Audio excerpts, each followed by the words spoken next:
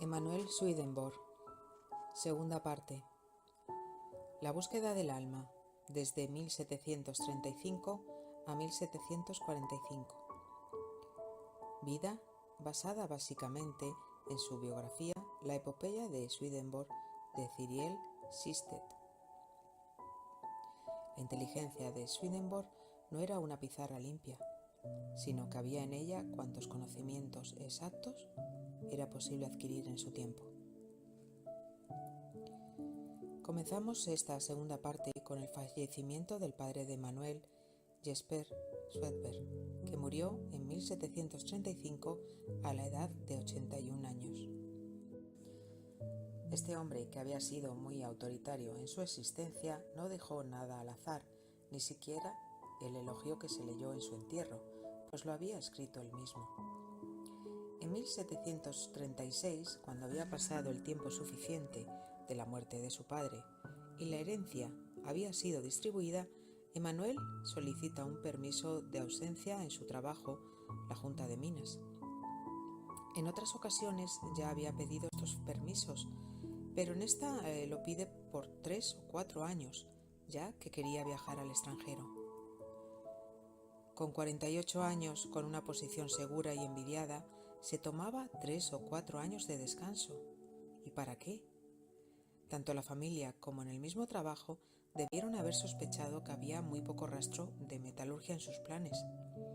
Un ingeniero de minas, químico, físico, que abandona su país para estudiar anatomía, que en aquel momento era considerada una ciencia desprestigiada y que no podría estudiarse adecuadamente en la respetable Suecia. ¿Y si no tenía intención de ser médico, para qué estudiarla? Ay, si los contemporáneos de Swedenborg hubieran sabido que este viaje a Francia fue tomado en obediencia a un impulso religioso.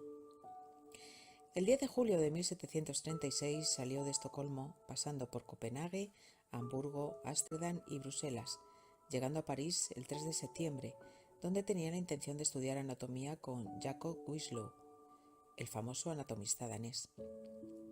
Estando en agosto en Ámsterdam, cuando había iniciado su trabajo, la economía del reino animal, tuvo su primera experiencia sobrenatural, de la que hay constancia.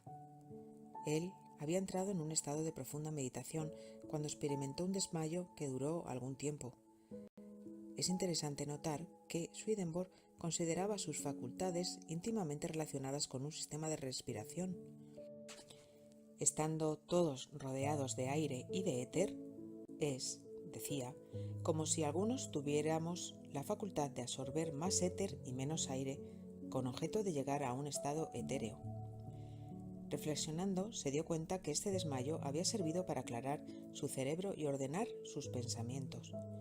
Sus conclusiones se basan en un estudio profundo y una deducción racional, pero también en la seguridad interior reconfortante de que sus conclusiones eran correctas. Estas cosas son verdad porque tengo la señal, dijo. Cuando en agosto salió de Ámsterdam y se dirigió en barco por el canal a través de Bélgica hasta Rotterdam, en su camino a París, le llamó la atención 2 monjes franciscanos que permanecieron durante horas en cubierta orando con devoción, seguramente por sus compañeros de viaje. Le causó un sentir agradable. Pero esta buena opinión de los monjes cambió cuando llegó a Francia, donde la gente vivía en la miseria. En su diario dejó escrito: en todas partes los conventos, iglesias y monjes son muy ricos y poseen la mayor parte de la tierra. Los monjes están hinchados y prósperos. Todo un orgulloso ejército podría formarse con ellos sin que se los echara de menos. La mayoría lleva una vida holgazana. A los pobres no les dan nada más que palabras y bendiciones, y por otro lado, insisten en tener todo de los pobres para nada. Recogió algunas cifras sobre la iglesia en Francia, donde, según él, había 14.777 conventos y cerca de 400.000 religiosos, que poseían 9.000 palacios y mansiones. Consta que dijo: el orden eclesiástico posee una quinta parte de todas las propiedades del Estado y el país se arruinará si esto dura mucho más. Lamentablemente, vio las condiciones del pueblo y las señales de una revolución que se estaba gestando. En París permaneció durante 1 año y medio, partiendo el 12 de marzo de 1738 hacia Italia. En Venecia permaneció casi 4 meses. Se fue a Roma, llegando el 25 de septiembre, y allí en la capital estuvo casi 5 meses. Salió de Italia desde Génova el 17 de marzo de 1739, regresando a París para desde allí ir a Ámsterdam, donde completó el primer volumen de la Economía del reino animal. Una profunda satisfacción llenó su mente cuando escribió las siguientes palabras en la esquina de su manuscrito: terminé de escribir mi obra en Ámsterdam el 27 de diciembre de 1739 a las 12 en punto. Esta obra consta de 2 volúmenes. El primer tomo trata principalmente de la sangre y el corazón. El segundo trata del cerebro y el alma humana. Al iniciar sus discusiones anatómicas con un estudio de estos temas, Swedenborg afirma desde el principio que está en busca del alma, que la concibe como la vida más íntima de la sangre y que tiene su asiento en el cerebro.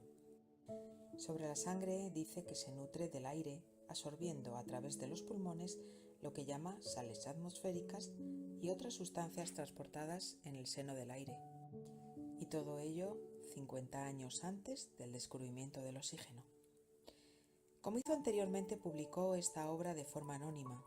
Pudo ser por modestia o por las posibles críticas, ya que Swedenborg, cuando comenzaba un ciclo literario, no se identificaba con ninguno anterior, y en este tiempo era mineralogista y escribía sobre anatomía. La primera parte de la Economía del reino animal se publicó en julio de 1740. La segunda se imprimió a principios de septiembre y salió en enero de 1741. Swedenborg dejó Ámsterdam en octubre de 1740 para ir a Estocolmo, mientras estuvo siguiendo su libro a través de la prensa.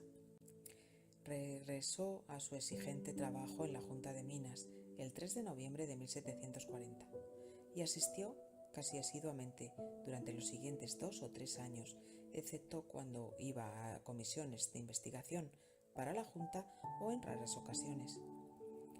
Por esta versatilidad, Swedenborg ha sido comparado con Leonardo da Vinci, quien dividió su atención entre la música y la pintura y nuevamente la mecánica, la invención y el armamento. Las líneas de su vida a menudo parecen ser paralelas, ya que ambos eran estudiosos especulativos de la naturaleza y ambos fueron incapaces de confinar su genio dentro de los límites de una profesión. Ambos fueron precursores de los descubrimientos modernos y muy por delante de su época. El conde Carl Gustav Tessin se convirtió en uno de los amigos íntimos de Swedenborg. Este era un hombre de carácter fuerte y grandes dotes, que representaba el tipo más alto de la cultura de su época. Se le consideraba uno de los grandes estadistas de la historia de Suecia. El conde Tessin era miembro de la Academia de Ciencias recién instituida, que había sido fundada por Martin Triegoul, Anders von Hocken, Carl Linnaeus y Johann Astroner, cuando Swedenborg se encontraba en Italia. Inmediatamente después de su regreso, invitaron al asesor a convertirse en miembro.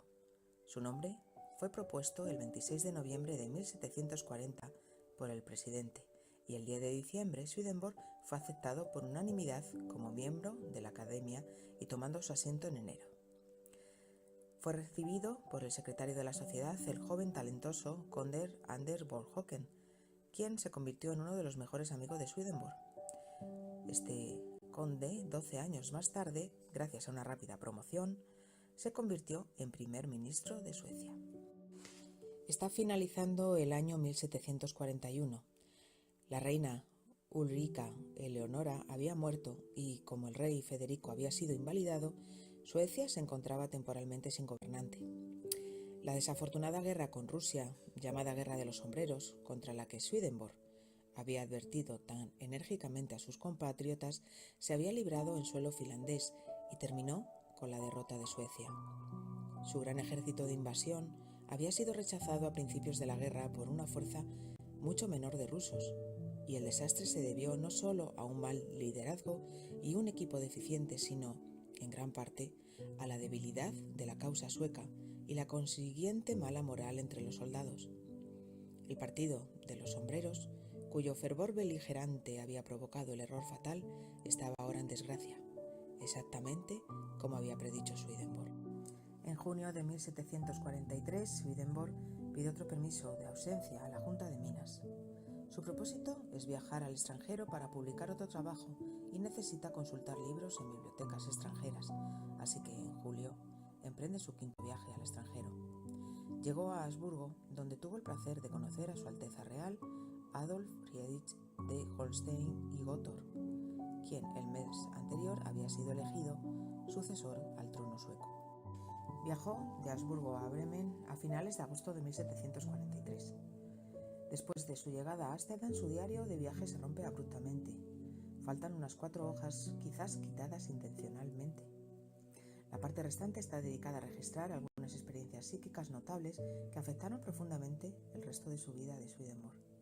Pasó el otoño en Ámsterdam, preparando su libro Reino Animal para la prensa, consultando a los eruditos sobre anatomía, visitando la cercana Universidad de Leiden y escribiendo el prólogo del primer volumen que trata de los órganos de la digestión.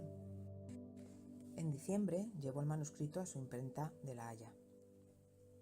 Su nuevo trabajo, resultado de esta continua búsqueda, lo tituló Regnum Animale, que ha sido traducido como El Reino Animal, y fue una continuación de la obra La Economía del Reino Animal, al igual que este trabajo fue una continuación de Los Principia. Nuevamente extrae de los doctos en anatomía y recopilando evidencias llega a sus propias conclusiones. Este trabajo iba a ser el inicio de un trabajo planeado para abarcar toda la estructura anatómica de los sistemas digestivo y respiratorio, el hígado, páncreas, bazo, riñones y el inicio de una indagación sobre los sentidos, mirando al tacto y sabor, pero abandona su proyecto después de su iluminación espiritual. En su vida política y empresarial, Swedenborg estuvo rodeado de los pensadores más avanzados de su época.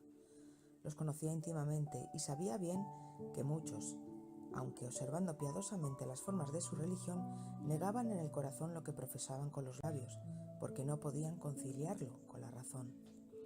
En cuanto a él mismo, no solo favorecía las verdades de la religión, sino que estaba convencido de que esas verdades podían demostrarse racionalmente.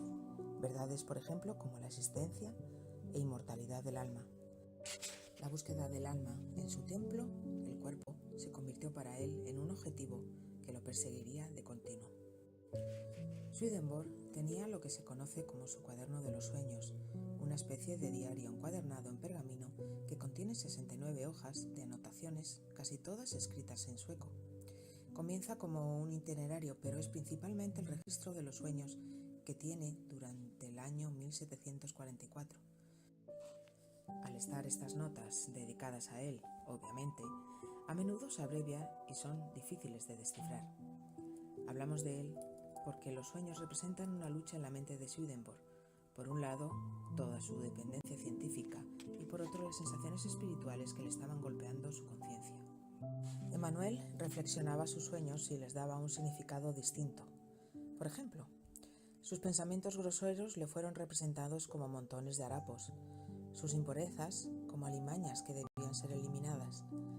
Se veía viviendo en un desorden, pero en el que había invitado al Altísimo a visitarlo, y pensó que debía ser castigado por su presunción.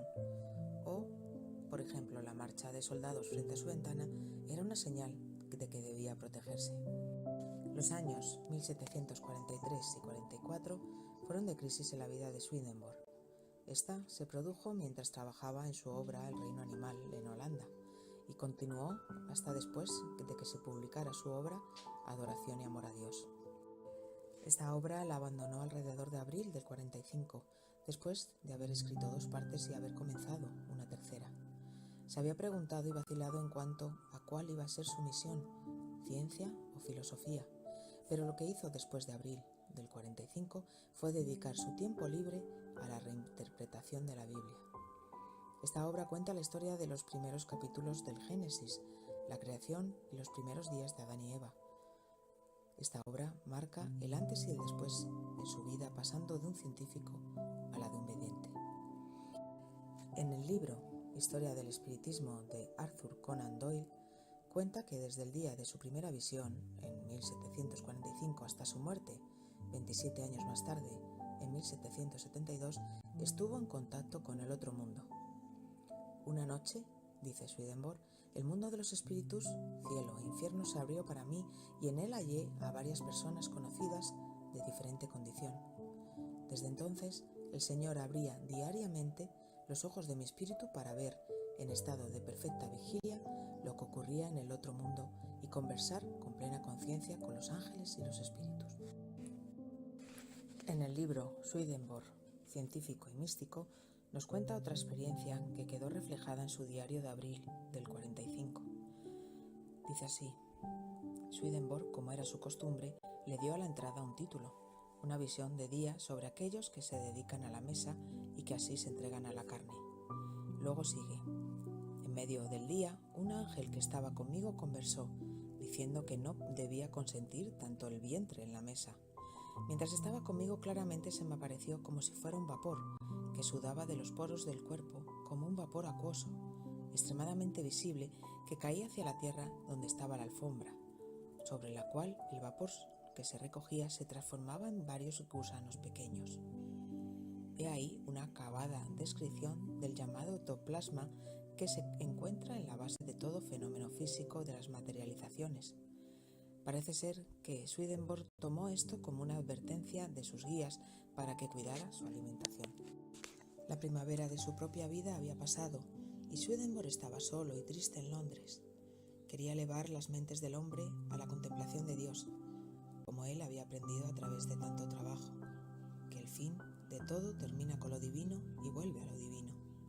Deprimido por la reflexión de que probablemente el mundo erudito no lo aceptara, que el público estaba lejos de entender su obra, lejos de su país, de su propia gente, él escribió: pude ver que toda mi vida fue una preparación, y esta preparación estaba casi terminada. Y para terminar, este texto que me pareció interesante y que encontré en el libro de Sir Arthur Conan Doyle, Historia del Espiritismo, que nos explica el pensamiento y lo que Swedenborg corroboró en sus estudios, investigaciones y con su evidencia.